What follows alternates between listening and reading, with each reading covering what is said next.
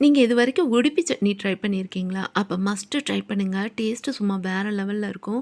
இட்லி, தோசைக்கு இந்த ஒரு சட்னி இருந்தாலே போதும். வேற எதுவுமே தேவைப்படாது. அந்த அளவுக்கு ருசியா இருக்கும். குறைவான பொருட்கள பயன்படுத்தி சட்டுன்னு செஞ்சிடலாம்.